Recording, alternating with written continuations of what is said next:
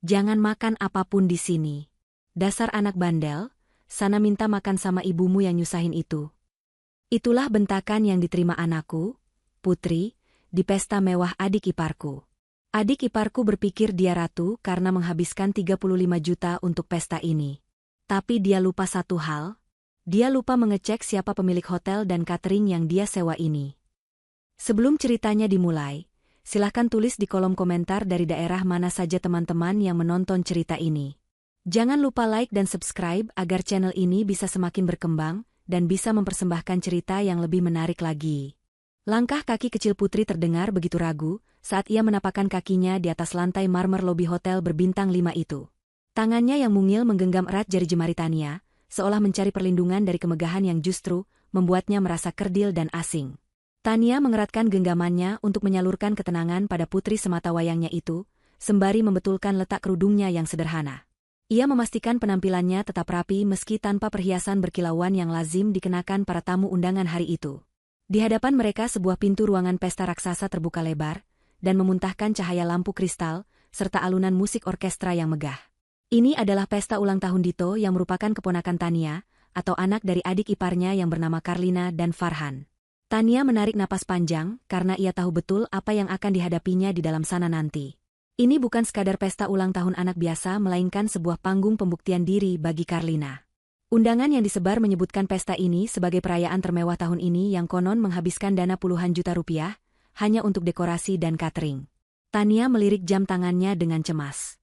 Rizky yang merupakan suaminya masih terjebak urusan mendadak di area parkir gedung belakang, karena ada sedikit kendala dengan mobil mereka sehingga Tania harus masuk lebih dulu bersama Putri, agar tidak terlambat menghadiri acara pembukaan. Baru saja mereka melangkah melewati gerbang dekorasi balon yang menjulang tinggi seorang wanita dengan gaun pesta yang sangat mekar dan penuh payet berjalan tergesa ke arah mereka. Itu adalah Karlina. Wajahnya dipoles riasan tebal dengan leher dan pergelangan tangan yang dipenuhi perhiasan yang gemerincing setiap kali ia bergerak.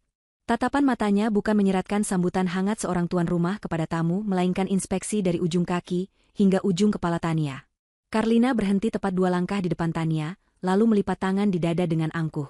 Karlina mendengus kasar tanpa basa-basi, dan langsung menyambar dengan nada suara yang cukup keras, hingga beberapa tamu di meja penerima tamu menoleh ke arah mereka. Karlina bertanya dengan nada mengejek mengapa Tania datang dengan pakaian yang dianggapnya seperti mau pergi ke pasar, padahal ini adalah pesta di Hotel Bintang 5. Ia menunjuk arah pakaian tamu lain yang gemerlap lalu membandingkannya dengan pakaian Tania yang tidak bermerek. Karlina menekankan bahwa satu kursi di pesta ini, harganya mahal dan jatah catering per orang dihitung ratusan ribu rupiah, jadi ia berharap Tania tahu diri, untuk tidak memalukan keluarga besar di depan teman sosialitanya. Belum sempat Tania menjawab dengan senyum sabar yang biasa ia tunjukkan, Farhan muncul dari balik punggung istrinya. Adik kandung Rizky itu mengenakan setelan jas yang terlihat agak kesempitan di bagian perut, namun jam tangan besar melingkar mencolok di lengannya. Bukannya membela kakak iparnya, Farhan justru tertawa kecil yang menyakitkan hati. Ia bertanya di mana Rizky kakaknya itu berada. Farhan menebak dengan suara lantang bahwa Rizky pasti malu masuk ke gedung mewah seperti ini, karena merasa rendah diri melihat kesuksesan adiknya. Farhan menambahkan bahwa ia sebenarnya kasihan pada Rizky yang hidupnya begitu saja, dan tidak ada kemajuan berbeda jauh dengan dirinya yang kini bisa menyewa ruangan pesta hotel ini. Tania hanya menunduk sedikit menahan gejolak di dadanya, demi menjaga perasaan Putri yang mulai ketakutan melihat tatapan paman dan bibinya. Tania menjawab pelan bahwa suaminya sedang memarkir mobil dan akan segera menyusul. Ia juga mengucapkan selamat ulang tahun untuk Dito dan mendoakan agar keponakannya itu tumbuh menjadi anak yang baik. Namun doa tulus itu ditanggapi dingin oleh Karlina yang mengibaskan tangannya seolah mengusir lalat lalu memberi isyarat kasar pada seorang penerima tamu. Karlina memerintahkan penerima tamu untuk menempatkan Tania dan Putri di meja paling pojok dekat dengan pintu akses dapur catering yang gelap. Ia beralasan bahwa meja tengah dan depan khusus untuk tamu penting, serta relasi bisnis Farhan dan teman arisannya yang kaya raya. Ia tidak ingin pemandangan pakaian sederhana Tania merusak keindahan foto pesta yang akan ia unggah di media sosial nanti. Farhan mengangguk setuju dan menambahkan agar Tania menjaga Putri baik-baik, jangan sampai anak itu berlarian norak dan menyenggol dekorasi kristal sewaan yang harganya mahal kalau pecah. Tania mengangguk paham tanpa membantah dan tanpa marah. Ia menuntun Putri mengikuti arahan pelayan menuju sudut ruangan yang remang. Di sana jauh dari panggung utama yang gemerlap mereka duduk di kursi yang posisinya agak terhalang pilar besar. Putri mendongak menatap ibunya dengan mata bulat yang berkaca-kaca, karena bingung mengapa bibi dan pamannya begitu galak. Tania tersenyum lembut mengusap kepala putrinya dan berbisik, bahwa semuanya baik-baik saja. Namun dalam hati Tania ada perih yang menjalar bukan karena ia dihina miskin melainkan karena melihat suaminya Rizky yang begitu baik dan pekerja keras direndahkan oleh adik kandungnya sendiri, hanya karena urusan materi. Tania menatap sekeliling ruangan megah itu, dan menatap langit-langit ruangan yang terasa familiar, sambil menyimpan sebuah perasaan yang sulit dijelaskan.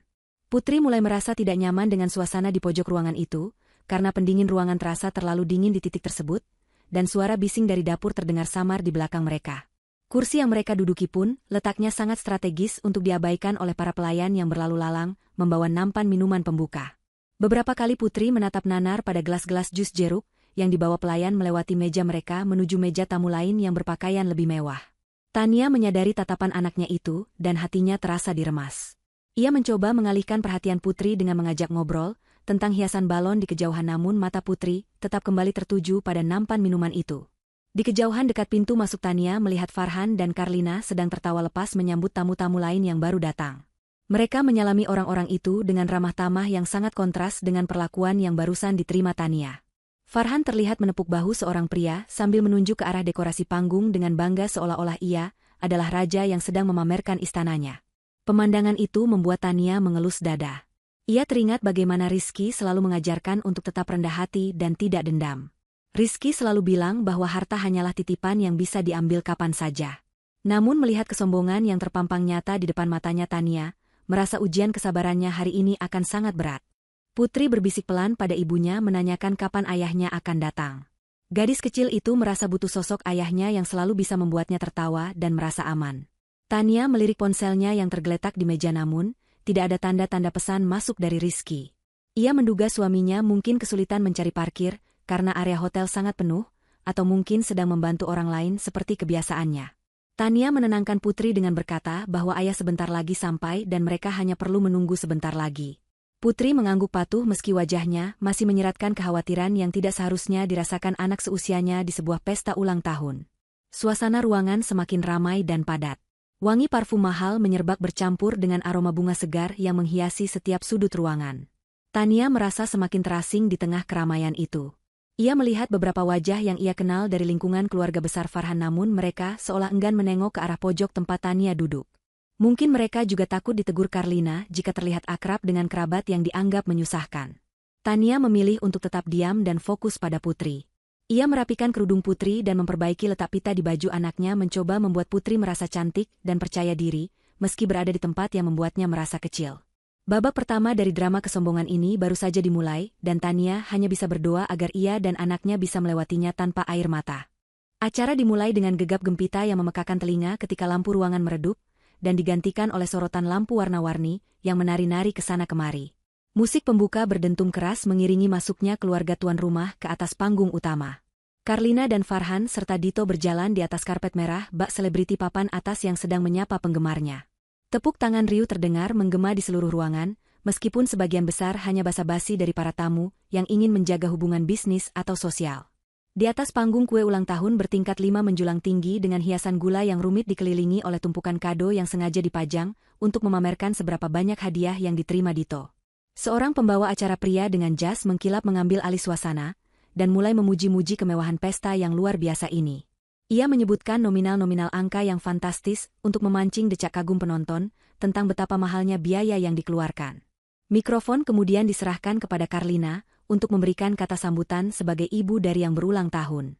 Wanita itu maju selangkah dengan dagu terangkat tinggi.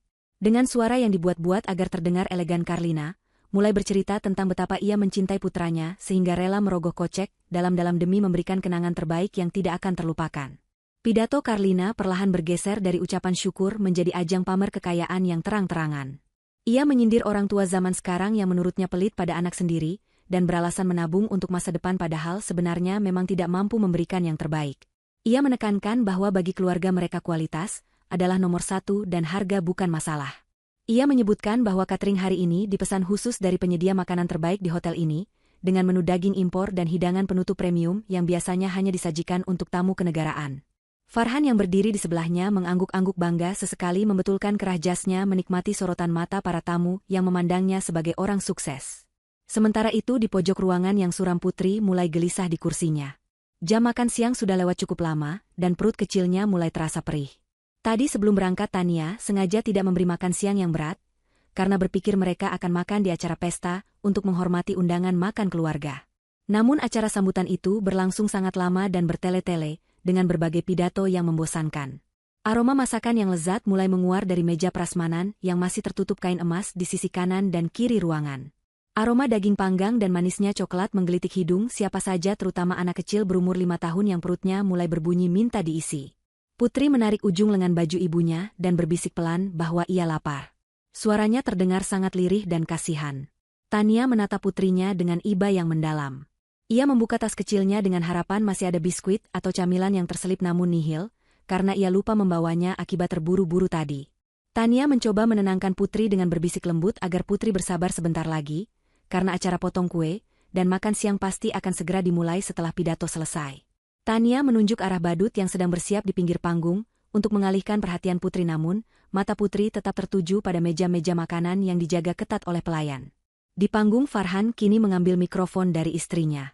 Ia menambahkan bumbu kesombongan dengan mengatakan bahwa kesuksesan yang ia raih adalah hasil kerja keras dan kecerdasan dalam mengambil peluang. Tanpa menyebut nama ia menyindir bahwa ada saudaranya yang tidak memiliki visi bisnis, sehingga hidupnya stagnan dan menyedihkan. Farhan mengatakan bahwa ia bangga bisa menjadi tulang punggung keluarga besar yang paling sukses dan bisa diandalkan. Kata-kata itu meluncur mulus dari mulutnya, tanpa memikirkan perasaan Tania yang duduk di pojok ruangan mendengarkan setiap kalimat yang merendahkan suaminya. Tania meremas tangannya sendiri menahan rasa marah yang bercampur sedih namun, ia tetap diam demi menjaga keributan. Kecemasan Tania semakin bertambah ketika melihat Putri mulai terlihat lemas. Anak itu menyandarkan kepalanya di lengan Tania sambil memegangi perutnya. Tania merasa gagal sebagai ibu di saat seperti ini, karena tidak bisa memberikan makanan pada anaknya yang kelaparan padahal di depan mereka terhampar makanan mewah yang melimpah.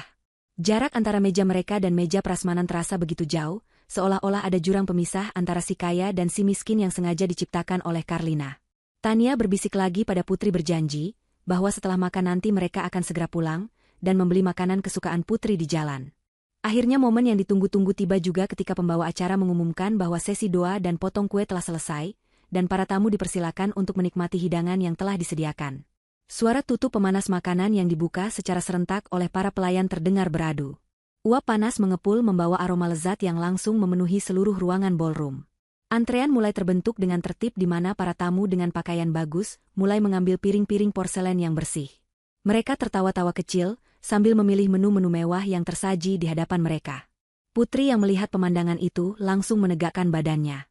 Matanya berbinar penuh harap melihat kue coklat dan puding yang tertata rapi di meja hidangan penutup yang letaknya paling dekat dengan meja mereka. Tanpa sadar Putri turun dari kursinya. Rasa lapar mengalahkan rasa takut dan malunya. Ia menatap Tania seolah meminta izin. Tania yang tidak tega melihat anaknya kelaparan, akhirnya mengangguk pelan memberikan izin pada Putri untuk mengambil makanan asalkan tetap sopan dan tidak berlarian. Tania berpesan agar Putri hanya mengambil kue secukupnya saja untuk mengganjal perut. Dengan langkah kecil Putri berjalan mendekati meja hidangan penutup. Di sana terdapat air mancur coklat yang mengalir indah dikelilingi buah-buahan segar dan permen warna-warni. Bagi seorang anak kecil pemandangan itu seperti surga dunia. Putri berdiri di depan meja itu dengan mata berbinar. Tangannya yang mungil terulur perlahan, ingin mengambil satu buah permen coklat yang terbungkus kertas emas. Ia sangat berhati-hati agar tidak menyenggol apapun. Di sekelilingnya orang-orang dewasa sibuk dengan piring mereka sendiri, dan tidak terlalu memperhatikan keberadaan gadis kecil itu. Namun di saat jari Putri baru saja menyentuh ujung bungkusan permen itu, musik latar tiba-tiba berhenti karena pergantian lagu. Keheningan sesaat tercipta di ruangan itu.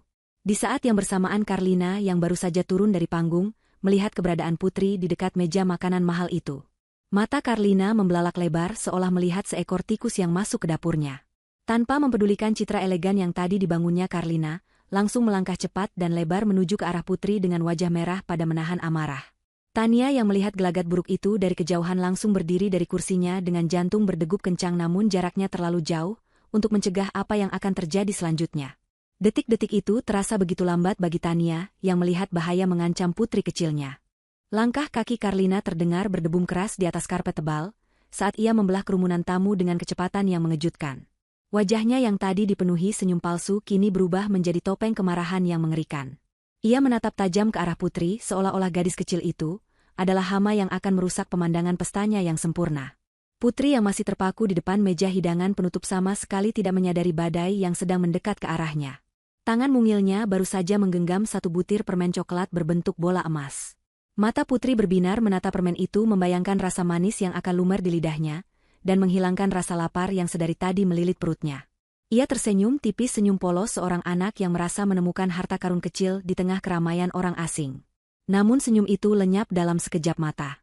Tepat ketika Putri hendak menarik tangannya kembali, sebuah tepisan keras mendarat di punggung tangannya. Suara kulit beradu terdengar cukup nyaring di sela-sela jeda musik yang hening. Permen coklat yang sudah berada di genggaman Putri terlempar jatuh menggelinding di lantai marmer yang dingin, dan berhenti tepat di ujung sepatu hak tinggi milik Karlina. Putri terlonjak kaget. Rasa perih menjalar di punggung tangannya, yang seketika memerah bekas pukulan tantenya. Tubuh kecilnya gemetar hebat bukan hanya karena rasa sakit fisik tetapi karena kaget yang luar biasa. Ia mendongak menatap wajah Karlina yang menjulang tinggi di hadapannya dengan mata melotot.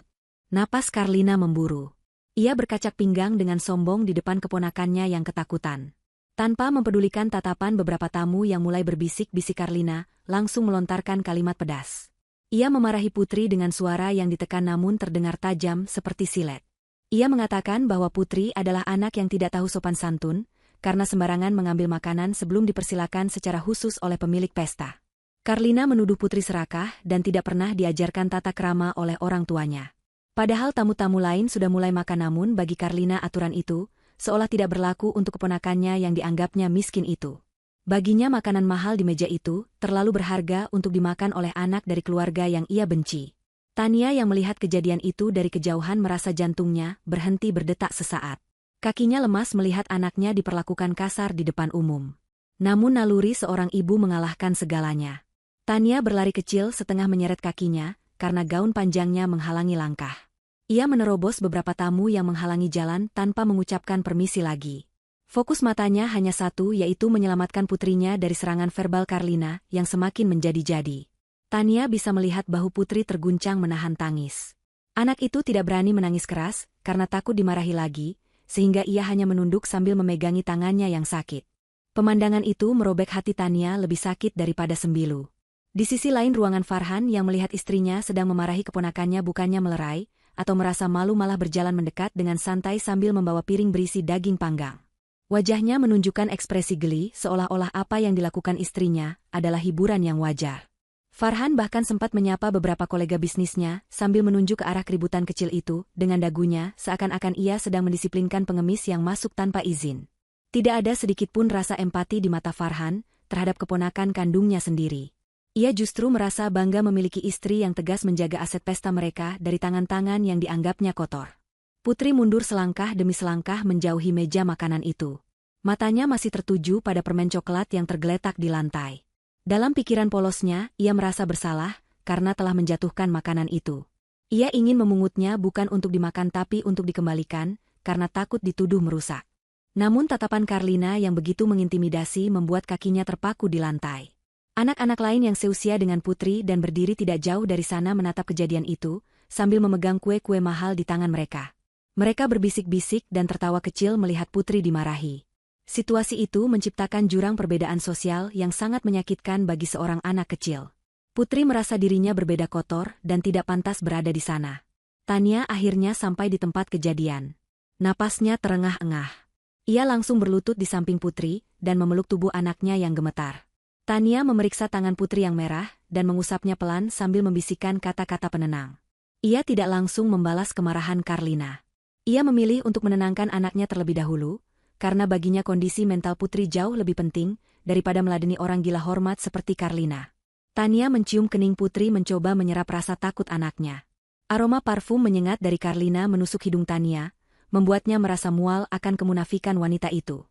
Karlina yang melihat Tania datang bukannya mereda, malah semakin merasa di atas angin. Ia merasa mendapat panggung untuk menunjukkan kekuasaannya kepada Tania. Karlina menatap jijik pada adegan ibu dan anak yang berpelukan di lantai itu. Ia merasa pemandangan itu sangat dramatis dan kampungan tidak cocok dengan dekorasi mewah pestanya. Karlina menendang pelan permen coklat di dekat kakinya ke arah Tania, seolah-olah memberikan sampah pada tempatnya. Tindakan itu sangat menghina dan merendahkan martabat manusia. Beberapa pelayan yang melihat kejadian itu menunduk tidak berani ikut campur, karena takut dipecat, namun dalam hati mereka merasa kasihan pada ibu dan anak yang malang itu. Suasana di sekitar meja hidangan penutup menjadi hening dan tegang. Musik orkestra yang tadinya terdengar megah kini terasa seperti pengiring adegan tragedi. Para tamu yang berada di radius dekat menghentikan aktivitas makan mereka. Mereka ingin tahu apa yang akan terjadi selanjutnya. Apakah Tania akan melawan, atau ia akan diam saja seperti biasanya? Karlina menikmati perhatian itu. Ia merasa menjadi ratu yang sedang menghukum rakyat jelata yang membangkang. Ia membetulkan letak gelangnya yang berkilauan sambil memasang wajah angku bersiap untuk meluncurkan serangan berikutnya yang lebih menyakitkan untuk memastikan Tania dan Putri benar-benar hancur mentalnya hari itu. Keheningan yang mencekam itu pecah seketika oleh suara Karlina yang melengking tinggi. Ia tidak puas hanya dengan menepis tangan Putri. Ia ingin semua orang di ruangan itu tahu siapa yang berkuasa dan siapa yang hanya menumpang. Dengan jari telunjuk yang diacungkan tepat ke wajah Tania, dan Putri Karlina berteriak lantang tanpa saringan. Suaranya menggema memantul di dinding-dinding ballroom yang berlapis peredam suara namun tetap terdengar jelas hingga ke sudut ruangan. Karlina meneriakkan kalimat yang akan selalu diingat oleh Tania seumur hidupnya sebagai titik balik dari kesabarannya. Karlina membentak dengan mata melotot garang melarang keras Putri memakan apapun di pesta itu. Ia menyebut Putri sebagai anak bandel yang tidak tahu aturan. Dengan penuh penghinaan Karlina menyuruh Putri meminta makan pada ibunya yang disebutnya sebagai orang yang menyusahkan. Kalimat itu meluncur begitu saja tanpa rasa bersalah seolah-olah Tania dan Putri adalah benalu yang menggerogoti hidupnya. Karlina menegaskan bahwa makanan di pesta itu mahal dan bukan untuk orang melarat yang tidak tahu diri. Teriakan itu begitu keras hingga membuat Putri semakin membenamkan wajahnya ke dada Tania, menangis tanpa suara karena ketakutan yang amat sangat. Tania merasakan darahnya berdesir hebat mendengar penghinaan itu. Bukan karena dirinya dihina menyusahkan itu sudah sering ia dengar. Tetapi mendengar anaknya dibentak dan dilarang makan di depan ratusan orang, adalah hal yang tidak bisa dimaafkan. Tania mendekap telinga Putri, berusaha menghalangi suara racun itu masuk ke pendengaran anaknya namun sia-sia. Kata-kata itu sudah terlanjur tertanam. Tania bisa merasakan detak jantung Putri yang begitu cepat, seperti burung kecil yang terperangkap. Tania masih diam, ia menggigit bibir bawahnya, hingga terasa perih menahan amarah yang meluap-luap di dadanya. Farhan yang sudah berdiri di samping Karlina, bukannya merasa malu atas kelakuan istrinya malah tertawa sinis. Ia ikut memanaskan suasana dengan komentar yang tak kalah pedas. Farhan berkata bahwa seharusnya Tania sadar diri sejak awal. Ia mengatakan kalau tidak mampu membeli makanan enak, jangan menjadikan pesta orang lain sebagai tempat perbaikan gizi gratis. Farhan menyindir Rizky kakaknya yang menurutnya tidak becus menafkahi keluarga, sehingga anak istrinya kelaparan di pesta orang. Farhan menambahkan bahwa ia malu punya keponakan yang bertingkah seperti orang kelaparan di depan relasi bisnisnya yang terhormat. Hinaan demi hinaan itu datang bertubi-tubi seperti hujan batu. Tamu-tamu lain yang tidak tahu duduk perkaranya mulai berbisik-bisik dengan tatapan mencemooh. Mereka memandang Tania dan Putri sebagai pengganggu yang merusak suasana pesta. Ada yang menggelengkan kepala tanda prihatin namun lebih banyak yang menatap dengan pandangan jijik seolah kemiskinan adalah penyakit menular. Putri yang mendengar semua itu perlahan mengangkat wajahnya yang basah oleh air mata. Ia menatap ibunya dengan tatapan bingung dan terluka. Ia bertanya dengan suara serak mengapa ia tidak boleh makan kue itu padahal ia sangat lapar. Pertanyaan polos itu menghantam hati Tania dengan kekuatan penuh menghancurkan sisa-sisa kesabaran yang selama ini ia bangun. Tania menarik napas panjang sangat panjang. Udara dingin ruangan pesta terasa menusuk paru-parunya. Ia perlahan melepaskan pelukannya pada Putri lalu berdiri tegak. Ia merapikan pakaiannya yang sedikit kusut karena berlutut tadi. Wajahnya yang tadinya menyeratkan kesedihan kini berubah total. Tidak ada lagi air mata. Tidak ada lagi raut wajah memelas. Yang ada hanyalah ekspresi dingin dan datar yang memancarkan aura mengerikan. Tania menatap Karlina dan Farhan bergantian. Tatapannya begitu tajam dan menusuk, hingga membuat Karlina yang tadinya berkacak pinggang sedikit menurunkan tangannya, karena merasa terintimidasi oleh perubahan sikap Tania yang tiba-tiba. Tanpa mengucapkan sepatah kata pun pada pasangan suami istri yang sombong itu Tania, membungkuk sedikit untuk menggendong Putri. Ia membisikkan janji pada anaknya, bahwa setelah ini Putri boleh makan apa saja sepuasnya, bahkan jauh lebih enak dari makanan di sini. Tania mengusap air mata di pipi anaknya dengan lembut, namun matanya tetap terkunci pada wajah Karlina. Tania kemudian berbalik badan. Ia tidak berjalan menuju pintu keluar seperti yang diharapkan Karlina. Sebaliknya Tania melangkahkan kakinya dengan mantap menuju panggung utama tempat pusat acara berlangsung. Langkah kaki Tania tenang namun penuh percaya diri. Aura kewibawaan yang selama ini ia sembunyikan di balik kesederhanaannya mulai terpancar keluar. Beberapa tamu secara naluriah menyingkir memberinya jalan seolah-olah merasakan kekuatan tak kasat mata yang menyelimuti wanita berkerudung itu. Karlina yang melihat Tania berjalan ke arah panggung berteriak memanggilnya bertanya mau apa dia ke sana, dan menyuruhnya keluar lewat pintu belakang. Farhan juga ikut berteriak melarang Tania, membuat keributan lebih lanjut. Namun Tania sama sekali tidak menoleh. Ia terus berjalan lurus, tatapannya terkunci pada satu objek mikrofon yang berdiri tegak di tengah panggung. Di dekat panggung, Pak Herman, manajer operasional catering dan hotel yang sedari tadi sibuk memantau anak buahnya melihat Tania mendekat. Mata Pak Herman terbelalak kaget. Ia mengenali sosok itu meskipun penampilannya sangat sederhana. Pak Herman buru-buru memberi isyarat pada petugas keamanan yang hendak menghalangi Tania untuk mundur. Pak Herman menundukkan kepalanya sedikit saat Tania melewatinya, sebuah gestur hormat yang luput dari perhatian Karlina dan Farhan. Tania naik ke atas panggung dengan gerakan anggun. Ia menurunkan Putri perlahan dan memintanya berdiri di sampingnya. Seluruh ruangan kini benar-benar hening. Musik telah dimatikan sepenuhnya karena operator suara bingung dengan situasi yang terjadi. Ratusan pasang mata tertuju pada Tania yang berdiri di bawah sorotan lampu utama. Karlina dan Farhan berlari kecil menyusul ke arah panggung, wajah mereka merah, padam karena marah dan malu. Mereka berpikir Tania akan mengamuk dan mempermalukan diri sendiri dengan meminta sumbangan atau meracau. Namun Tania tetap tenang. Ia mengambil mikrofon dari penyangga, mengetuknya 3 kali untuk memastikan suaranya terdengar. Bunyi ketukan itu menggema ke seluruh penjuru ruangan, membuat siapa saja yang mendengarnya menahan napas. Tania menatap lurus ke arah Karlina dan Farhan yang kini berdiri kaku di bawah panggung. Lalu ia mengedarkan pandangannya ke seluruh tamu undangan. Tatapannya dingin namun suaranya terdengar jernih dan berwibawa saat ia mulai membuka mulutnya. Ia tidak berteriak, ia tidak memaki. Ia hanya mengucapkan salam pembuka dengan nada datar yang justru membuat bulu kuduk merinding. Ini adalah momen di mana singa yang tertidur telah bangun. Tania siap menjatuhkan bom kebenaran yang akan meluluhlantakkan kesombongan adik iparnya hingga menjadi debu. Pesta ini yang dibangga-banggakan sebagai simbol kekayaan sebentar lagi akan berubah menjadi panggung pengadilan bagi mereka yang lupa diri. Suara ketukan jari Tania pada kepala mikrofon menggema ke seluruh penjuru ruangan pesta yang megah itu. Bunyi, duk, duk, duk, yang berat itu seolah menjadi detak jantung raksasa yang memaksa semua orang untuk berhenti bernapas sejenak. Tania berdiri tegak di tengah panggung yang tinggi, posisinya kini berada di atas semua orang yang tadi memandang rendah dirinya. Di sampingnya, Putri berdiri sambil memegang ujung gamis ibunya. Wajahnya masih basah oleh sisa air mata namun, ia merasa sedikit lebih aman berada di dekat ibunya yang kini terlihat berbeda.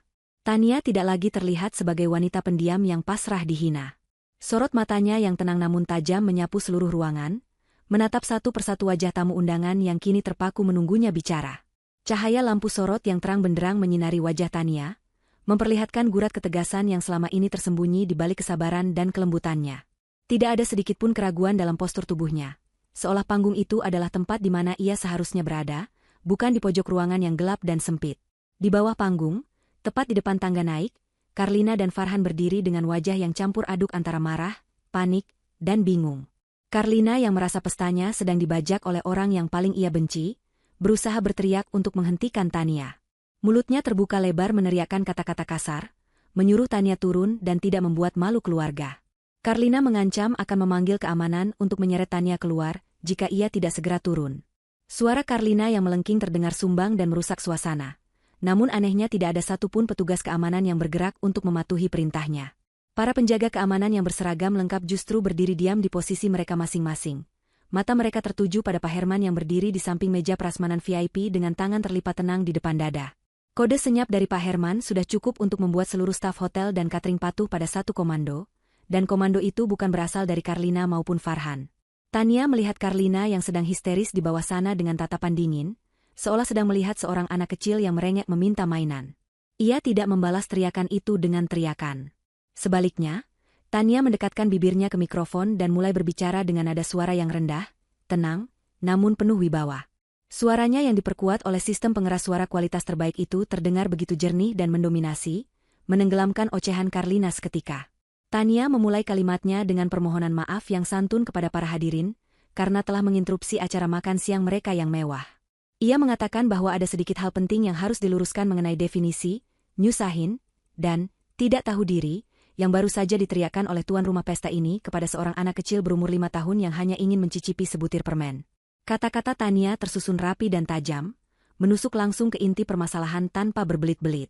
Para tamu undangan yang tadinya sibuk berbisik kini terdiam total. Mereka mulai merasakan ketegangan yang tidak biasa. Ini bukan sekadar drama keluarga biasa, ada sesuatu yang besar yang akan terungkap. Tania melanjutkan pidatonya dengan menceritakan kronologi kejadian yang baru saja terjadi. Ia menunjuk ke arah Putri yang berdiri di sampingnya. Dengan suara yang sedikit bergetar karena menahan emosi, Tania bertanya kepada seluruh ruangan apakah pantas orang tante membentak keponakannya sendiri di depan umum hanya karena masalah makanan, sambil menghina ibunya sebagai benalu. Tania bertanya di mana letak kemewahan sebuah pesta jika hati tuan rumahnya begitu sempit dan miskin empati. Pertanyaan retoris itu menggantung di udara, membuat banyak tamu yang memiliki hati nurani merasa tertohok dan mulai memandang sinis ke arah Karlina dan Farhan. Wajah-wajah yang tadinya meremehkan Tania kini mulai berubah menjadi rasa ingin tahu dan simpati. Farhan yang merasa situasi semakin tidak terkendali mencoba naik ke atas panggung untuk merebut mikrofon dari tangan Tania. Ia melangkah lebar menaiki anak tangga dengan wajah merah padam, tangannya terulur siap untuk menarik kasar kakak iparnya itu. Namun, belum sempat kakinya menapak di lantai panggung, dua orang petugas keamanan bertubuh kekar dengan sigap menghalangi jalannya. Farhan terkejut dan membentak petugas itu, mengatakan bahwa dia adalah penyewa gedung dan yang membayar mereka, jadi mereka harus mematuhi perintahnya untuk menurunkan wanita gila itu. Namun, petugas keamanan itu bergeming seperti tembok batu. Mereka hanya menjawab singkat bahwa mereka menjalankan prosedur keamanan untuk melindungi pembicara di atas panggung dan meminta Farhan untuk kembali ke tempatnya sebelum mereka memaksanya mundur. Farhan ternganga tidak percaya, harga dirinya sebagai tuan rumah hancur seketika ditolak oleh petugas keamanan di pestanya sendiri. Dari atas panggung, Tania melihat usaha gagal adik iparnya itu dengan senyum tipis yang penuh arti. Ia kembali berbicara melalui mikrofon. Kali ini suaranya terdengar lebih tegas. Ia meminta Farhan untuk tenang dan mendengarkan, karena apa yang akan ia sampaikan berhubungan erat dengan nasib Farhan dan Karlina setelah pesta ini berakhir. Ancaman halus itu membuat Farhan membeku di tempat. Ia merasakan firasat buruk yang menjalar dingin di punggungnya. Tania kemudian mengalihkan pandangannya kembali kepada Karlina yang kini mulai terlihat pucat. Karlina merasakan atmosfer ruangan berbalik menyerangnya. Ia yang tadinya menjadi ratu pesta, kini merasa dikuliti oleh tatapan mata Tania yang seolah mampu menembus isi kepalanya dan membongkar semua kebohongan yang ia simpan rapat-rapat. Tania mulai mengupas satu persatu lapisan kesombongan Karlina. Ia berbicara tentang klaim dana 35 juta rupiah yang dibanggakan Karlina sejak awal acara. Tania menyebutkan angka itu dengan jelas, menekankan setiap suku katanya. Ia bertanya kepada Karlina di hadapan semua orang, apakah benar Karlina sudah mengeluarkan uang sebanyak itu, atau itu hanya angka di atas kertas yang belum dibayar sepeser pun. Pertanyaan itu membuat Karlina tersentak kaget. Bagaimana Tania bisa tahu? Karlina mencoba menyangkal dengan berteriak bahwa Tania bohong dan hanya iri hati. Namun Tania tidak memberi celah. Ia merogoh saku gamisnya dan mengeluarkan sebuah kertas yang terlipat rapi. Ia membuka lipatan kertas itu perlahan di depan mikrofon. Suara kertas yang dibuka terdengar jelas di speaker, menambah efek dramatis. Tania mengangkat kertas itu tinggi-tinggi, memperlihatkannya kepada seluruh tamu undangan meski mereka tidak bisa membaca tulisannya dari jauh. Tania menjelaskan bahwa kertas di tangannya adalah salinan faktur tagihan pesta hari ini. Ia membacakan detailnya. Biaya sewa gedung, biaya dekorasi premium, biaya catering untuk 500 porsi, biaya sound system, dan biaya tambahan lainnya. Totalnya pas, 35 juta rupiah. Tania kemudian membacakan bagian paling bawah dari faktur itu, bagian yang menyatakan status pembayaran. Dengan suara lantang, Tania menyebutkan bahwa status pembayarannya adalah belum lunas dan menggunakan sistem tempo 3 bulan. Keheningan di ruangan itu semakin mencekam.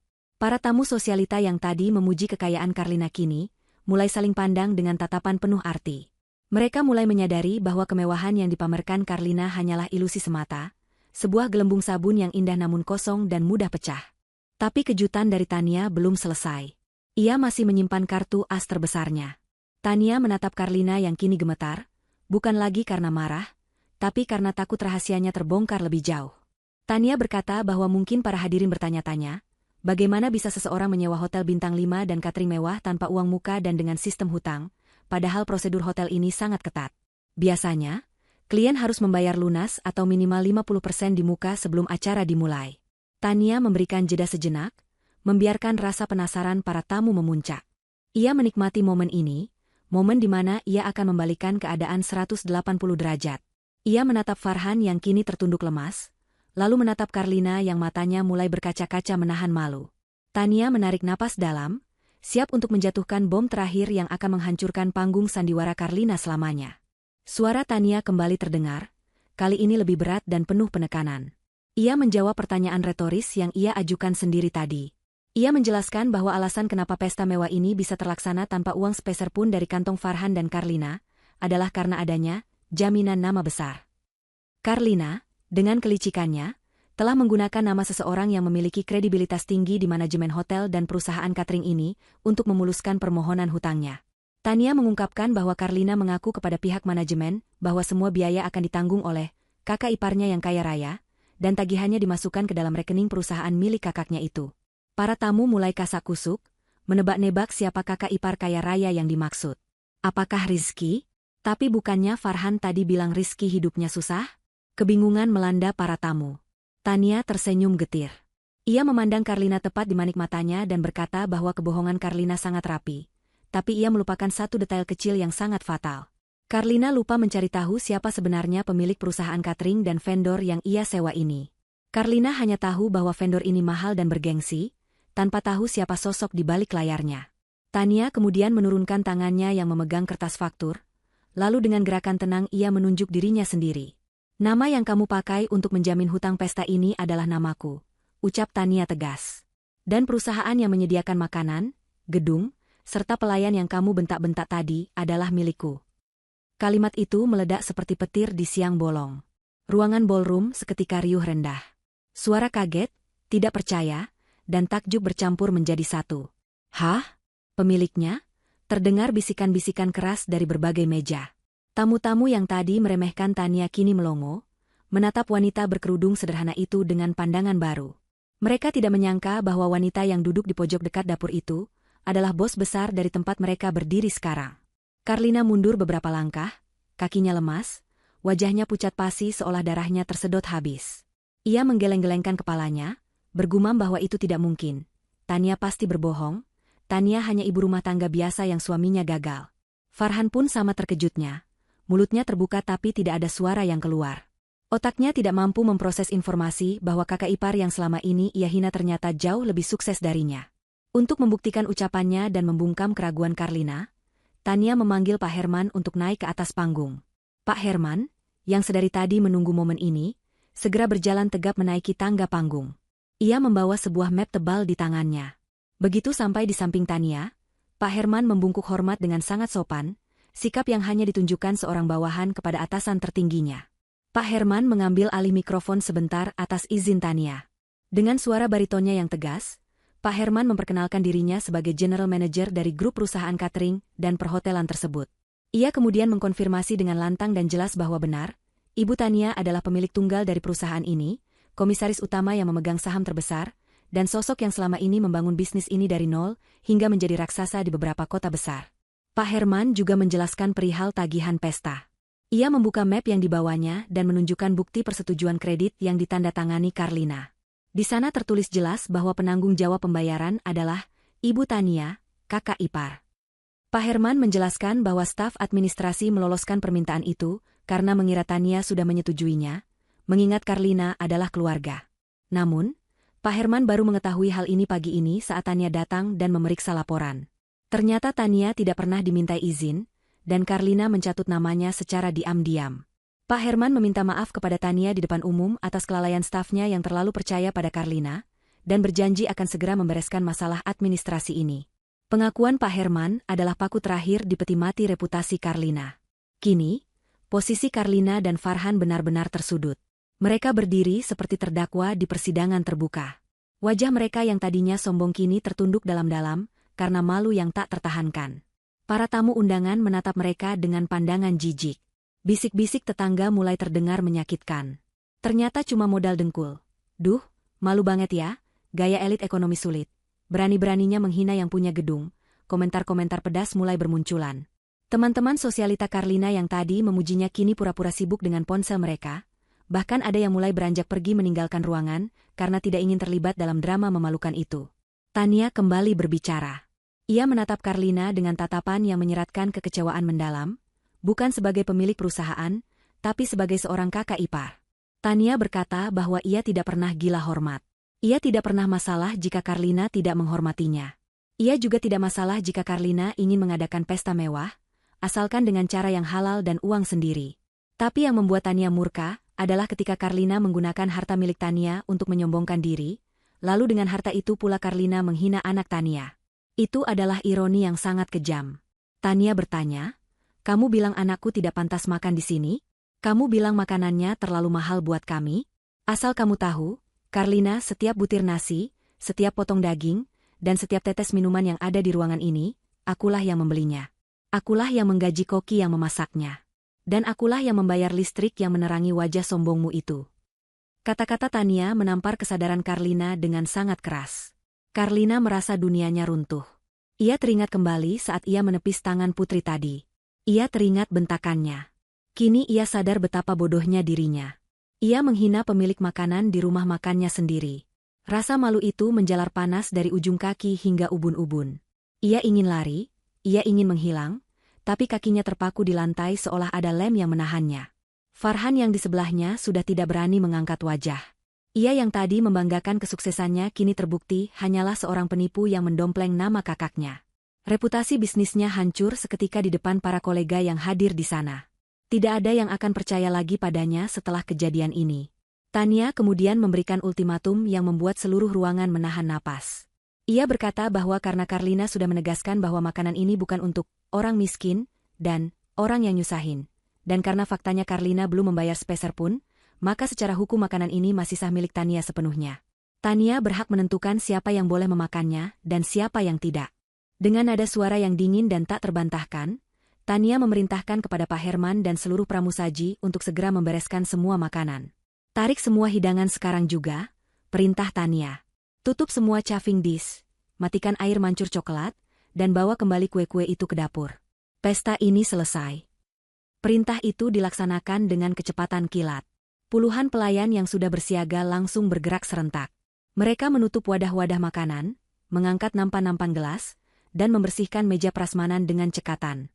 Suara denting piring dan sendok yang dibereskan menjadi latar suara yang mengerikan bagi Karlina. Tamu-tamu yang belum sempat makan menatap piring kosong mereka dengan bingung dan kecewa, tapi tidak ada yang berani protes. Mereka sadar bahwa mereka berada di properti milik Tania, dan Tania berhak mengusir mereka kapan saja. Dito, anak Karlina yang berulang tahun, mulai menangis meraung-raung melihat kue ulang tahunnya yang besar mulai didorong pergi oleh pelayan menggunakan troli. Tangisan Dito memecah keheningan, namun kali ini tidak ada yang peduli. Pesta mewah, The Royal Kingdom of Dito, telah berubah menjadi mimpi buruk yang nyata. Sebuah pesta di mana meja-meja penuh dengan piring kosong dan dekorasi emas yang kini terlihat seperti sampah yang tak berarti. Perintah Tania yang menggema di ruangan pesta itu, bagaikan titah seorang ratu yang tidak bisa dibantah. Suasana ballroom yang tadinya penuh dengan kemewahan palsu kini, berubah menjadi ladang kekacauan yang ironis. Puluhan pramusaji dengan seragam rapi bergerak serentak dan cekatan, seolah mereka adalah pasukan khusus yang sedang menjalankan misi penyelamatan aset negara. Mereka mulai menutup-penutup chafing dish stainless steel yang berisi hidangan-hidangan lezat itu satu persatu. Bunyi kelang logam yang beradu terdengar silih berganti, menciptakan irama kematian bagi pesta yang baru seumur jagung itu. Uap panas yang membawa aroma daging rendang, ayam kodok, dan sup krim jagung perlahan menghilang, terperangkap kembali di dalam wadah yang kini disegel rapat. Para tamu undangan hanya bisa menelan ludah, menyaksikan makanan yang sudah mereka bayangkan rasanya itu ditarik menjauh dari jangkauan mereka.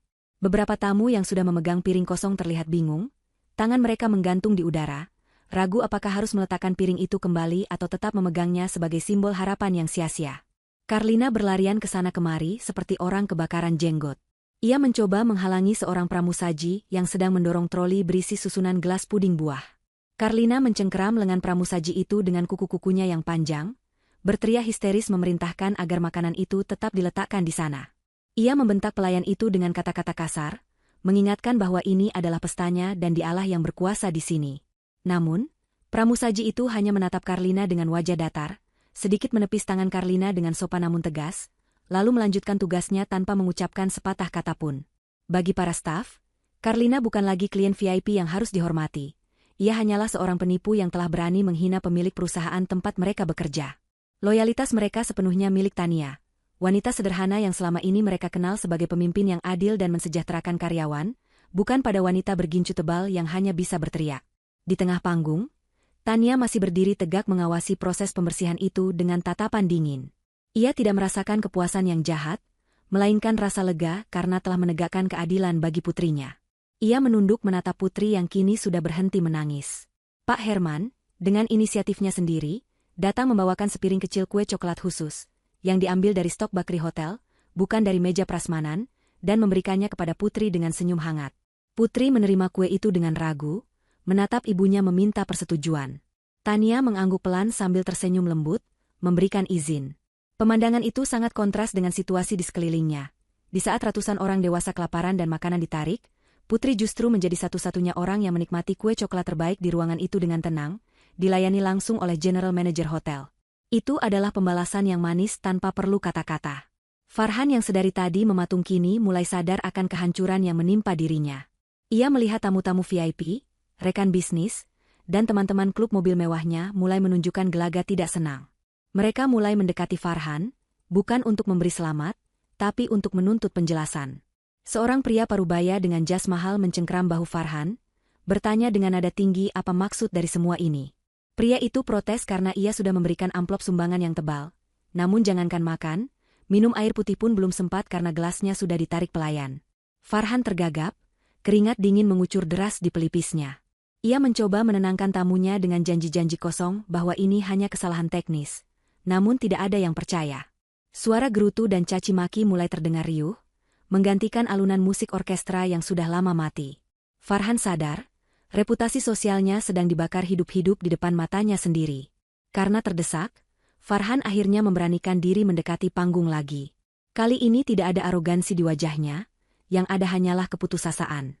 Ia mendongak menatap Tania, memohon dengan suara yang bergetar. Ia memanggil Tania dengan sebutan, "Mbak," yang sangat sopan, sebutan yang tidak pernah ia gunakan sebelumnya. Farhan memohon agar Tania menghentikan semua ini demi nama baik keluarga. Ia mencoba memanipulasi perasaan Tania dengan membawa-bawa nama almarhum orang tua mereka, mengatakan bahwa orang tua mereka pasti sedih melihat keributan antar saudara seperti ini. Farhan berjanji akan membayar semua tagihannya nanti setelah tanah warisannya laku, asalkan Tania menyuruh pelayan mengeluarkan makanannya lagi. Ia memohon agar Tania tidak mempermalukannya di depan mitra bisnisnya, karena nasib usahanya bergantung pada kesan mereka hari ini. Tania mendengarkan permohonan itu dengan wajah tanpa ekspresi. Setelah Farhan selesai merengek, Tania mendekatkan mikrofon ke bibirnya lagi. Suaranya terdengar berat dan menusuk hati. Ia bertanya balik kepada Farhan di depan semua orang, "Di mana ingatanmu tentang keluarga saat istrimu membentak anakku, anak bandel, tadi? Di mana rasa hormatmu pada orang tua saat kamu menghina suamiku, kakak kandungmu sendiri, sebagai orang gagal dan tidak berguna?" Tania menegaskan bahwa Farhan hanya mengingat kata, keluarga, saat ia butuh bantuan dan saat ia terdesak, tapi melupakannya saat ia merasa di atas angin. Tania menolak mentah-mentah permohonan itu. Ia mengatakan bahwa pelajaran hari ini mahal harganya, jauh lebih mahal dari 35 juta, dan Farhan harus membayarnya dengan rasa malu. Tania menegaskan bahwa keputusan sudah bulat, makanan tidak akan keluar lagi kecuali Farhan melunasi tagihan itu detik ini juga secara tunai. Tentu saja, Farhan tidak bisa melakukannya. Kekacauan mencapai puncaknya ketika Dito, anak yang berulang tahun, mulai mengamuk di tengah ruangan. Ia menangis meraung-raung sambil berguling-guling di lantai, karena kue ulang tahun raksasanya didorong keluar ruangan oleh 4 orang pelayan. Karlina berusaha mendirikan anaknya, namun Dito menepis tangan ibunya dan berteriak bahwa ia membenci ibunya karena pestanya hancur. Tangisan Dito menyayat hati, namun juga menjadi simbol kegagalan total Karlina sebagai orang tua. Ia ingin memberikan kemewahan untuk anaknya, namun yang ia berikan justru trauma. Karlina menatap sekeliling dengan mata nanar, mencari simpati, namun yang ia dapatkan hanyalah tatapan mencemooh. Para ibu-ibu arisan yang biasanya memuji tas branded Karlina kini berbisik-bisik terang-terangan, mengomentari bahwa tas Karlina pasti palsu, sama palsunya dengan pesta ini. Karlina merasa telanjang di tengah keramaian, semua lapisan kebohongan yang ia bangun bertahun-tahun terkelupas habis dalam waktu kurang dari 1 jam. Tania memberi isyarat kepada Pak Herman. Pak Herman mengangguk dan memberikan instruksi terakhir kepada stafnya untuk membuka pintu keluar lebar-lebar. Tania mengumumkan melalui mikrofon bahwa pesta resmi dibubarkan. Ia mempersilakan para tamu untuk meninggalkan ruangan. Namun, Tania menambahkan satu kalimat penutup yang membuat langkah kaki para tamu terhenti sejenak. Ia berkata, "Bagi bapak dan ibu yang merasa dirugikan karena sudah memberi amplop namun tidak mendapat jamuan, silakan meminta kembali amplop Anda kepada tuan rumah di pintu keluar. Itu hak Anda." Seruan itu disambut dengan sorakan setuju dari para tamu. Mereka langsung berbondong-bondong menyerbu Farhan dan Karlina, menagih kembali kado dan amplop mereka. Farhan dan Karlina terkepung di tengah lautan manusia yang marah, didorong dan ditarik ke sana kemari. Pesta mewah itu berakhir bukan dengan tepuk tangan meriah, melainkan dengan kerusuhan kecil yang memalukan. Di atas panggung, Tania memeluk Putri, melindunginya dari pemandangan buruk itu, sambil menunggu kedatangan seseorang yang akan menyempurnakan hari pembalasan ini. Di tengah hiruk-pikuk tamu yang sedang menagih kembali amplop mereka kepada Farhan dan Karlina yang kewalahan, pintu utama ballroom tiba-tiba terbuka lebar dengan hentakan yang cukup kuat. Cahaya matahari dari lobi luar menerobos masuk, menciptakan siluet sesosok pria tinggi tegap yang berdiri di ambang pintu. Pria itu mengenakan kemeja batik lengan panjang yang rapi namun sederhana, celana bahan hitam, dan sepatu pantofel yang bersih. Wajahnya teduh namun menyiratkan kewibawaan yang alami. Itu adalah Rizky, suami Tania dan kakak kandung Farhan. Ia baru saja selesai memarkir mobil di gedung seberang karena parkiran hotel penuh dan berjalan kaki cukup jauh, itulah sebabnya ia datang terlambat. Rizky berdiri terpaku di pintu, matanya menyapu pemandangan ballroom yang kacau balau.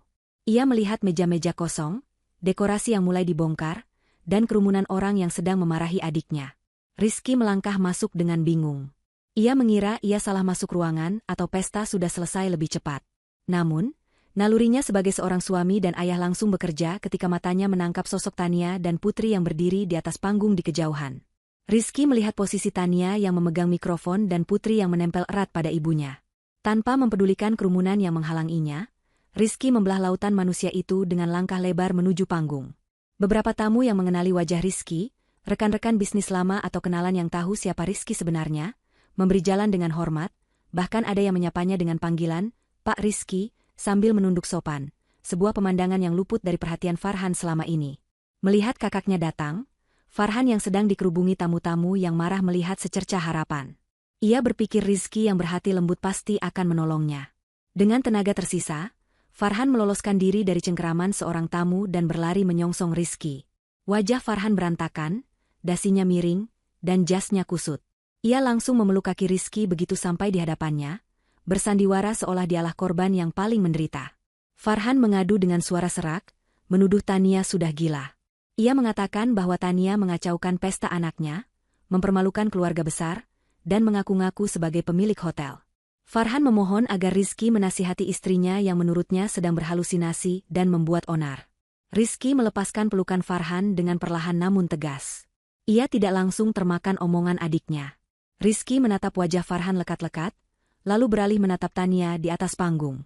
Tania tidak turun, ia hanya menatap suaminya dengan sorot mata lelah namun penuh arti. Tania kemudian mengangkat tangan Putri tinggi-tinggi, memperlihatkan punggung tangan anaknya yang masih merah bekas tepisan Karlina. Tania berbicara lewat mikrofon, suaranya bergetar menahan tangis, mengadu kepada suaminya. Mas, adikmu dan istrinya membentak anak kita. Mereka menepis tangan Putri sampai memar hanya karena Putri ingin satu butir permen. Mereka bilang Putri anak pengemis, anak bandel, dan menyuruhnya minta makan sama ibunya yang nyusahin. Mendengar laporan itu, wajah teduh Rizky berubah seketika. Rahangnya mengeras, urat-urat di lehernya menonjol menahan amarah yang meledak dalam diam. Bagi Rizky, harta dan jabatan tidaklah penting, ia rela dihina miskin atau gagal oleh adiknya sendiri selama bertahun-tahun tanpa membalas. Tapi ketika anak dan istrinya disakiti, batas kesabarannya runtuh. Rizky menatap Farhan dengan pandangan yang belum pernah dilihat Farhan seumur hidupnya. Pandangan kecewa yang bercampur dengan murka seorang ayah. Rizky mencengkeram kerah jas Farhan, mengangkat tubuh adiknya yang sedikit lebih pendek itu hingga berjinjit. Dengan suara rendah yang menakutkan, Rizky berkata bahwa ia selama ini dia melihat tingkah pola Farhan yang sombong karena ia sayang pada adiknya. Tapi hari ini, Farhan sudah melukai satu-satunya permata hati Rizky. Rizky menegaskan bahwa ia tidak akan pernah memaafkan siapapun yang membuat putrinya menangis, sekalipun itu darah dagingnya sendiri. Rizky menghempaskan Farhan hingga terhuyung ke belakang. Farhan gemetar ketakutan melihat sisi lain kakaknya.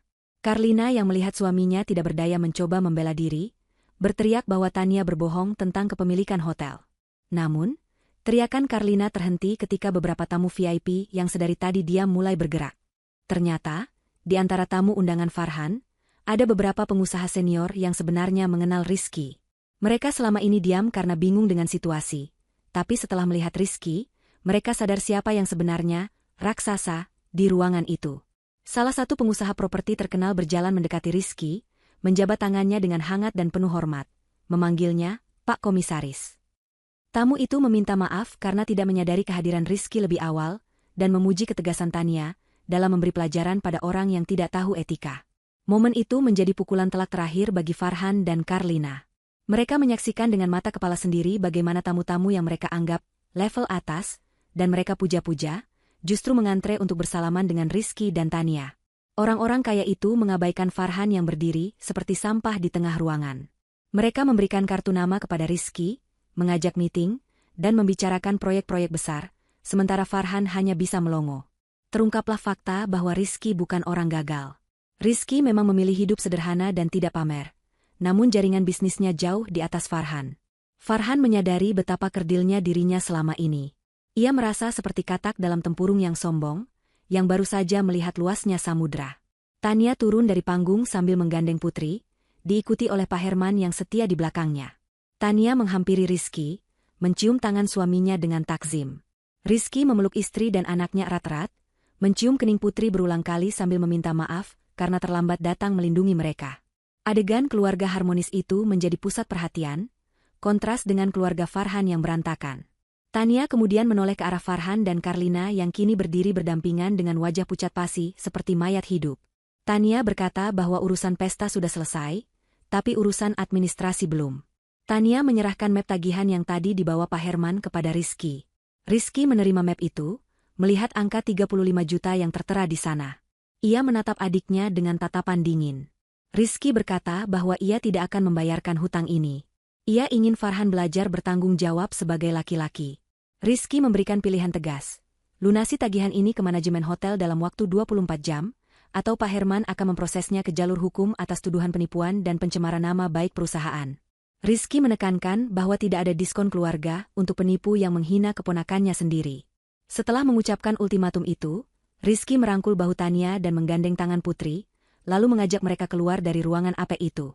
Langkah mereka meninggalkan ballroom diiringi oleh tatapan kagum para tamu, dan tatapan hancur dari Farhan dan Karlina. Di pintu keluar, Tania sempat berhenti sebentar. Ia menoleh ke belakang, melihat Karlina yang kini terduduk lemas di lantai di antara sampah tisu dan piring kotor. Tania tidak tersenyum, tidak juga mengejek. Ia hanya menatap dengan pandangan kasihan, pandangan yang lebih menyakitkan daripada kemarahan. Tania berkata pelan, "Semoga kue imajinasimu kenyang, Karlina." Lalu mereka pergi, meninggalkan Farhan dan Karlina yang kini harus menghadapi ratusan tamu yang masih menuntut uang mereka kembali, serta bayang-bayang kebangkrutan yang sudah menanti di depan mata. Pesta itu benar-benar bubar, menyisakan puing-puing kesombongan yang hancur lebur. Kepergian Tania dan Rizky dari ballroom meninggalkan kehampaan yang mencekam, seolah-olah nyawa dari ruangan pesta itu ikut tersedot keluar bersama mereka. Pintu kayu jati yang berat itu tertutup perlahan secara otomatis, memisahkan dunia luar yang terang benderang dengan situasi di dalam yang kini terasa seperti neraka bagi Farhan dan Karlina. Ruangan yang tadinya dingin karena pendingin udara sentral kini terasa panas dan pengap, bukan karena suhu yang berubah, melainkan karena keringat dingin yang mengucur deras dari tubuh pasangan suami istri itu. Mereka berdiri mematung di tengah hamparan karpet merah yang kini dipenuhi jejak sepatu kotor dan sampah tisu bekas tamu. Di sekeliling mereka, para pramusaji bekerja dalam diam, wajah-wajah mereka datar tanpa ekspresi, seolah Farhan dan Karlina adalah benda mati yang tidak perlu dipedulikan. Suara denting piring yang ditumpuk dan bunyi roda troli yang berdecit di lantai marmer, menjadi satu-satunya musik pengiring kehancuran mereka, menggantikan alunan orkestra yang mewah. Farhan menatap kosong ke arah pintu keluar. Otaknya yang biasanya ligat mencari alasan kini buntu total. Ultimatum kakaknya terngiang-ngiang di kepalanya seperti rekaman rusak yang diputar berulang-ulang. 24 jam. Hanya itu waktu yang ia miliki untuk melunasi tagihan sebesar 35 juta rupiah. Bagi Farhan yang hidupnya gali lubang tutup lubang, angka itu saat ini terasa mustahil didapatkan. Uang di rekeningnya hanya tersisa ratusan ribu, sisa dari membayar uang muka mobil yang juga menunggak. Karlina di sebelahnya masih sesenggukan, maskaranya luntur mengotori pipi, membuat wajahnya terlihat menakutkan. Wanita yang 1 jam lalu berdiri dengan dagu terangkat tinggi itu kini terlihat bungkuk dan tua, seolah beban gengsi yang selama ini ia pikul akhirnya meremukan tulang punggungnya. Dito, anak mereka, sudah lelah menangis dan kini tertidur di kursi pelaminan yang terlalu besar untuknya, tidak menyadari bahwa masa depannya baru saja berubah drastis. Namun, siksaan hari itu belum selesai. Pak Herman, yang sejak tadi berdiri di pinggir panggung mengawasi pembubaran pesta, kini berjalan mendekati mereka. Langkah kakinya tegap dan terukur, memancarkan aura otoritas yang membuat nyali Farhan semakin ciut. Pak Herman tidak datang sendiri. Ia diiringi oleh 2 orang staf keamanan dan seorang staf administrasi yang membawa mesin gesek kartu nirkabel dan map tagihan. Mereka berhenti tepat di hadapan Farhan, menutup jalan keluar seolah memberi sinyal bahwa tidak ada tempat untuk lari. Pak Herman tidak membentak. Suaranya tenang dan profesional. Namun justru ketenangan itulah yang membuat Farhan merasa seperti terdakwa di depan hakim. Pak Herman mempersilakan Farhan dan Karlina untuk ikut ke kantor manajemen di lantai dasar guna menyelesaikan urusan administrasi dan membicarakan jaminan pembayaran, karena Ibu Tania tidak memberikan instruksi untuk memberikan keringanan apapun. Perjalanan dari ballroom menuju kantor manajemen terasa seperti perjalanan menuju tiang gantungan. Mereka harus melewati lobi hotel yang ramai oleh tamu-tamu hotel lain yang tidak tahu menahu soal kejadian di pesta. Farhan harus menundukkan kepalanya dalam-dalam, berusaha menyembunyikan wajahnya dari siapapun yang mungkin mengenalinya. Karlina berjalan terseok-seok di belakangnya sambil menyeret Dito yang setengah sadar. Setiap pasang mata yang menatap mereka terasa seperti jarum yang menusuk kulit. Sesampainya di ruangan kantor yang dingin dan tertutup kaca buram, Farhan dihadapkan pada kenyataan pahit di atas meja. Staf administrasi menyodorkan rincian tagihan yang harus ditandatangani ulang sebagai pengakuan hutang resmi. Tidak ada lagi nama Tania sebagai penjamin. Nama yang tertera di sana kini adalah nama Farhan, lengkap dengan nomor KTP dan alamat rumah yang sebentar lagi mungkin akan didatangi penagih hutang. Farhan mencoba melakukan negosiasi terakhir. Dengan suara bergetar dan tangan yang saling meremas di bawah meja, ia memohon kepada Pak Herman untuk memberikan waktu tambahan. Ia berjanji akan menjual tanah warisan di kampung, ia berjanji akan meminjam uang teman, ia berjanji apa saja asalkan tidak dilaporkan ke polisi. Namun Pak Herman menggeleng tegas. Ia menjelaskan bahwa ini bukan lagi soal uang semata, melainkan soal integritas perusahaan yang telah diinjak-injak oleh kebohongan Karlina. Pak Herman meminta jaminan aset senilai tagihan yang bisa ditahan hotel malam ini juga. Jika besok pelunasan tidak dilakukan, aset itu akan menjadi milik perusahaan atau diserahkan ke pihak berwajib sebagai barang bukti penipuan. Farhan ternganga. Ia tidak punya apa-apa. Mobil yang ia bawa adalah mobil kredit yang BPKB-nya masih dileasing.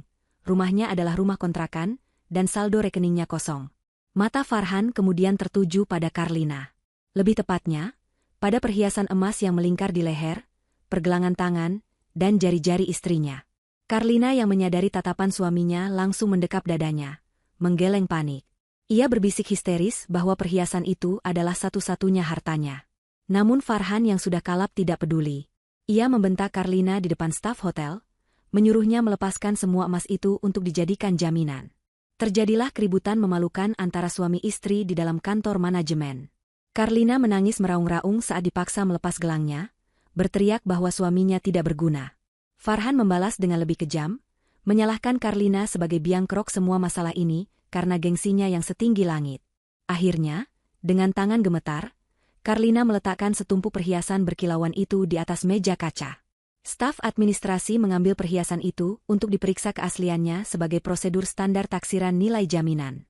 Ia mengeluarkan alat tes sederhana dan kaca pembesar. Hening menyelimuti ruangan saat staf itu memeriksa gelang besar milik Karlina. Beberapa detik kemudian, staf itu mengangkat wajahnya dengan tatapan canggung. Ia berdeham pelan lalu menggeser kembali gelang itu ke arah Karlina. Dengan sopan namun menusuk, staf itu mengatakan bahwa mohon maaf. Perhiasan ini adalah imitasi alias emas palsu dengan lapisan sepuhan yang sudah mulai memudar, sehingga tidak memiliki nilai gadai yang cukup untuk menutupi tagihan 35 juta. Wajah Farhan seketika berubah warna menjadi merah padam, lalu pucat pasi. Ia menatap istrinya dengan tatapan tidak percaya. Karlina menunduk. Wajahnya sembuh dari tangisan dan berganti menjadi rasa malu yang amat sangat. Ternyata selama ini, demi terlihat kaya di arisan, Karlina memakai perhiasan palsu dan membohongi suaminya sendiri tentang harganya. Kejadian itu menjadi puncak penghinaan bagi Farhan. Harga dirinya sebagai laki-laki hancur lebur di depan orang asing. Ia merasa ditelanjangi, dibodohi, dan dipermalukan secara bertubi-tubi dalam satu hari. Pak Herman yang melihat situasi itu hanya menghela napas panjang, seolah sudah menduga hal seperti ini akan terjadi. Pak Herman akhirnya mengambil keputusan tegas. Ia meminta kunci mobil Farhan dan STNK-nya. Meskipun mobil itu masih kredit, setidaknya unit fisiknya bisa ditahan di parkiran hotel sebagai jaminan agar Farhan tidak kabur keluar kota. Farhan tidak punya pilihan selain menyerahkan kunci mobil itu. Ia tahu risikonya, Jika pihak leasing tahu mobilnya ditahan pihak lain, masalah akan semakin runyam, tapi ia tidak punya jalan keluar lain untuk bisa pulang malam ini tanpa diborgol polisi. Setelah menandatangani surat perjanjian bermaterai yang menyatakan kesanggupan bayar dalam 24 jam dengan risiko pidana, Farhan dan Karlina dipersilakan keluar dari kantor. Mereka berjalan keluar dari pintu samping hotel, bukan pintu utama, menghindari sisa-sisa tamu yang mungkin masih ada. Langit di luar sudah mulai gelap, mendung menggantung tebal seolah turut berduka atas nasib mereka. Angin sore yang kencang menerpa wajah mereka, menerbangkan ujung jilbab Karlina yang berantakan. Mereka berdiri di trotoar pinggir jalan, menunggu taksi online termurah yang bisa mereka pesan, karena sisa saldo di aplikasi hanya cukup untuk perjalanan pendek. Tidak ada mobil mewah, tidak ada sopir yang membukakan pintu, tidak ada sapaan hormat. Yang ada hanya suara klakson angkutan umum dan debu jalanan yang menyelimuti mereka. Di dalam taksi yang sempit dan berbau rokok, keheningan di antara mereka terasa mencekam. Dito sudah tertidur pulas di pangkuan Karlina. Farhan menatap keluar jendela, melihat gedung hotel megah milik kakak iparnya yang perlahan menjauh. Ia melihat lampu-lampu kamar hotel mulai menyala satu persatu, membayangkan Tania dan Rizky mungkin sedang duduk nyaman di salah satu ruangan mewah di sana, menikmati makan malam yang tenang. Rasa iri yang dulu membakar hatinya kini padam, berganti menjadi rasa penyesalan yang terlambat. Ia sadar, ia telah membuang saudara yang paling tulus hanya demi mengejar pengakuan dari orang-orang yang bahkan tidak peduli padanya saat ia jatuh. Sementara itu, Karlina diam-diam menghapus air matanya. Ia meraba lehernya yang kini kosong tanpa kalung palsu. Ia sadar, besok pagi dunia nyatanya akan dimulai, dan itu akan jauh lebih menakutkan daripada mimpi buruk manapun. Tagihan 35 juta itu hanyalah awal dari badai kebangkrutan yang akan menyapu bersih sisa-sisa kehidupan mereka. 6 bulan telah berlalu sejak pesta bencana itu. Roda kehidupan berputar dengan cara yang misterius namun adil, menempatkan setiap orang pada posisi yang selayaknya mereka dapatkan. Di pusat kota, di sebuah kawasan kuliner yang sedang naik daun, sebuah bangunan restoran baru berdiri megah dengan arsitektur modern namun tetap sentuhan tradisional yang hangat. Papan nama besar bertuliskan, Dapur Ibu Tania, terpampang elegan di bagian depan, dihiasi karangan bunga ucapan selamat yang berderet panjang memenuhi trotoar. Hari ini adalah hari pembukaan cabang kelima dari kerajaan bisnis kuliner Tania. Aroma harum roti yang baru dipanggang dan rempah-rempah masakan Nusantara menguar dari dalam restoran, mengundang siapa saja yang lewat untuk mampir. Di dalam restoran, suasana begitu hidup dan penuh kebahagiaan. Tania, masih dengan penampilan sederhananya yang anggun, sibuk menyapa para pelanggan yang datang silih berganti. Wajahnya berseri-seri, memancarkan ketenangan batin yang hanya dimiliki oleh orang yang hidupnya penuh rasa syukur. Tidak ada perhiasan mencolok yang melekat di tubuhnya, namun semua orang menaruh hormat padanya. Rizky setia mendampingi di sisinya, sesekali membantu membawakan nampan atau sekadar menuangkan teh untuk tamu, tanpa sedikitpun rasa gengsi meski ia adalah komisaris perusahaan. Keharmonisan mereka menjadi pemandangan yang menyejukkan hati, bukti bahwa kebahagiaan sejati tidak perlu diteriakkan, melainkan dirasakan. Di salah satu meja sudut yang menghadap ke jendela kaca besar, Putri duduk dengan riang. Ia kini sudah tumbuh sedikit lebih tinggi, pipinya lebih berisi, dan tawanya terdengar lepas. Di hadapannya tersaji semangkuk besar es krim Sundae, dengan topping coklat melimpah dan buah ceri di atasnya. Tidak ada lagi rasa takut di matanya, tidak ada lagi keraguan saat menyendok makanan. Ia dikelilingi oleh beberapa teman sekolahnya yang diundang makan gratis hari itu. Putri berbagi ceritanya dengan antusias, sesekali menyuapkan es krim ke mulut temannya. Pemandangan Putri yang makan dengan lahap dan bahagia itu adalah kemenangan terbesar bagi Tania, jauh lebih berharga daripada keuntungan bisnis apapun. Luka batin akibat bentakan di masa lalu perlahan sembuh, digantikan oleh kenangan manis yang dibangun setiap hari oleh orang tuanya. Sementara itu, di seberang jalan raya, kontras kehidupan terpampang nyata dengan cara yang ironis. Sebuah gerobak dorong tua yang menjual gorengan dan minuman kemasan terparkir di pinggir trotoar yang panas berdebu. Di balik gerobak itu, seorang pria dengan kaos lusuh yang warnanya sudah memudar sedang sibuk mengipas-ngipas bara api untuk menggoreng tahu. Wajahnya terlihat jauh lebih tua dari usianya, kulitnya terbakar matahari, dan matanya cekung karena kurang tidur. Itu adalah Farhan. Sejak insiden di hotel, hidupnya terjun bebas ke titik nol. Mobilnya ditarik leasing, rumah kontrakannya tidak bisa diperpanjang, dan ia dikejar-kejar oleh penagih hutang karena pinjaman online yang ia gunakan untuk menutupi tagihan hotel waktu itu. Karirnya hancur karena rumor penipuan menyebar di lingkaran bisnisnya. Kini, ia bertahan hidup dengan berjualan di pinggir jalan, pekerjaan yang dulu sering ia hina. Tidak jauh dari gerobak, seorang wanita duduk di bangku plastik kecil sambil membungkus es teh ke dalam plastik. Rambutnya diikat asal-asalan, wajahnya berminyak tanpa riasan sedikitpun. Karlina, sang sosialita yang dulu pantang keluar rumah tanpa alis yang presisi, kini tidak lagi mempedulikan penampilannya. Tangannya yang dulu lentik terawat kini kasar dan penuh bekas luka cipratan minyak panas. Ia terlihat lelah, sorot matanya kosong menatap aspal jalanan. Setiap kali ada pembeli yang datang, ia melayani dengan canggung, terkadang masih terselip rasa gengsi yang membuatnya sulit tersenyum ramah. Pertengkaran adalah menu sehari-hari mereka sekarang. Saling menyalahkan tentang siapa yang menghabiskan uang, siapa yang salah memilih gaya hidup, menjadi lagu pengantar tidur di kamar petak sempit yang kini mereka huni di gang kumuh. Saat jam makan siang tiba, Farhan mengelap keringat di dahinya dengan lengan baju. Perutnya berbunyi, tapi ia harus menahannya karena dagangan hari ini belum banyak laku. Tanpa sengaja, pandangannya tertuju ke seberang jalan, ke arah restoran mewah yang ramai pengunjung. Ia melihat papan nama, dapur Ibu Tania, dan hatinya mencelos. Rasa perih yang bukan karena lapar menjalar di dadanya. Ia melihat dari balik kaca jendela restoran yang jernih, sosok kakaknya, Rizky, sedang tertawa bersama karyawan. Ia melihat Tania yang begitu dihormati. Dan yang paling menyakitkan, ia melihat Putri yang sedang menikmati es krim dengan wajah berbinar. Karlina yang menyadari suaminya melamun, ikut menoleh ke arah yang sama. Saat matanya menangkap sosok Putri di balik kaca, tubuh Karlina menegang. Ingatan 6 bulan lalu menghantamnya dengan keras. Ia teringat bagaimana ia menepis tangan kecil itu demi sebutir permen. Ia teringat bagaimana ia menghina anak itu kelaparan.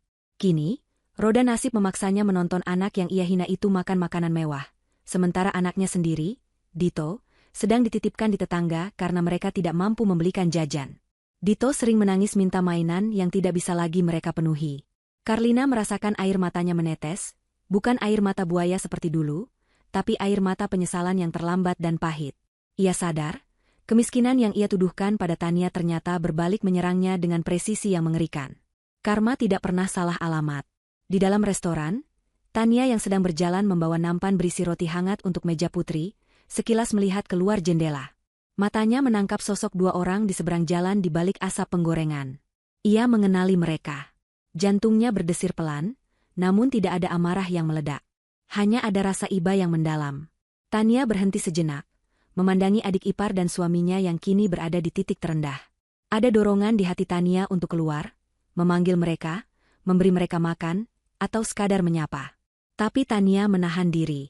Ia tahu, memberi bantuan materi saat ini mungkin justru akan melukai harga diri mereka yang sudah hancur, atau lebih buruk lagi, membuat mereka kembali bergantung dan tidak belajar dari kesalahan. Tania paham bahwa biarkanlah kesulitan ini menjadi guru terbaik bagi mereka untuk sementara waktu. Tania mengalihkan pandangannya kembali ke Putri. Ia meletakkan roti hangat itu di meja. Ini roti spesial buat Putri. Habiskan ya, ucap Tania lembut. Putri mendongak, tersenyum lebar hingga matanya menyipit. Makasih, Ibu. Ibu emang paling baik, seru Putri riang. Tania mengelus kepala anaknya penuh kasih sayang. Ia kemudian menatap Rizky yang baru saja bergabung di meja mereka. Rizky mengikuti arah pandang Tania tadi, melihat sekilas ke seberang jalan, lalu menatap istrinya. Mereka saling berpandangan dalam diam, sebuah komunikasi tanpa kata yang menyepakati untuk menutup lembaran masa lalu. Rizky menggenggam tangan Tania di atas meja, meremasnya pelan sebagai tanda dukungan. Tania kembali menatap keluar jendela untuk terakhir kalinya. Farhan dan Karlina tampak sedang melayani pembeli yang cerewet, wajah mereka tertunduk lesu. Tania mengangkat gelas teh hangatnya sedikit ke arah jendela, seolah bersulang untuk keadilan semesta yang telah bekerja. Lalu, dengan gerakan perlahan dan anggun, Tania menarik tirai jendela di samping meja Putri, menutup pemandangan panas dan berdebu di luar sana. Tirai yang tertutup itu menjadi simbol bahwa drama menyakitkan itu telah berakhir. Fokus Tania kini hanya pada apa yang ada di hadapannya. Keluarganya yang bahagia, bisnisnya yang berkah, dan putrinya yang tidak akan pernah lagi kelaparan. Di balik tirai yang tertutup, kehidupan terus berjalan, meninggalkan mereka yang sombong untuk belajar merangkak dari bawah, sementara mereka yang sabar kini terbang tinggi menikmati buah manis dari ketabahan. Cerita ini berakhir bukan dengan dendam yang membara, melainkan dengan kedamaian hati yang tak ternilai harganya.